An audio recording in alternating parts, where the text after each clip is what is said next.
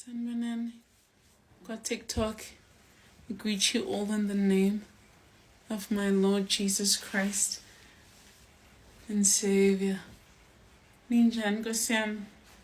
Besithi asonibingelele nje kwa-TikTok asanazi. Niyaphilani.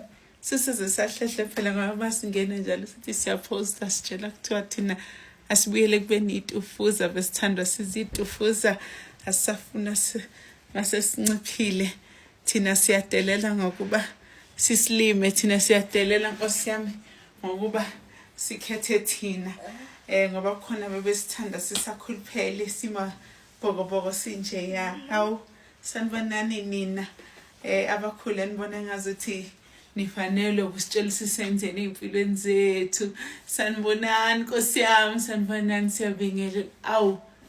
siyabingelela. Hello Mzansi, welcome to Mgosa Mzansi. If today is your first time visiting this channel, please do the right thing and click the subscribe button, and also don't forget to smash the like button. This is Ugugu Gumede, popularly known as Uma Mlambo lapha ku SABC 1 ku Uzalo. She's coming for bantu labahlezi ba complaina nge weight loss yakhe.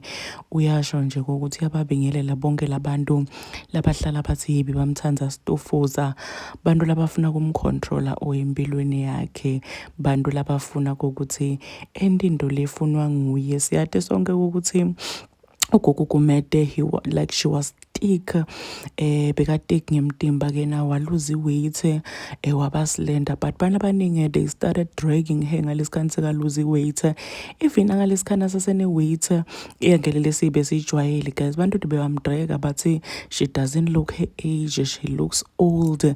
So lose weight ugela, people are still talking bathi uyahlekisa uyathusa ngathi uyagula, why lose weight, bebamthanda ngalesikhathi sidudla.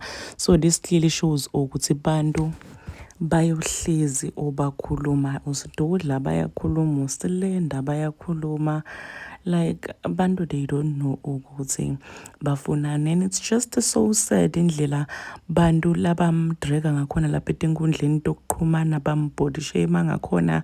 She even decided to turn off my comment sections zakhe ukuthi bantu bangasakhona ukucomment because bantu they were always complaining about weight loss yakhe. They were always dragging her lapha enkundleni tokuxhumana bathi so uyagula.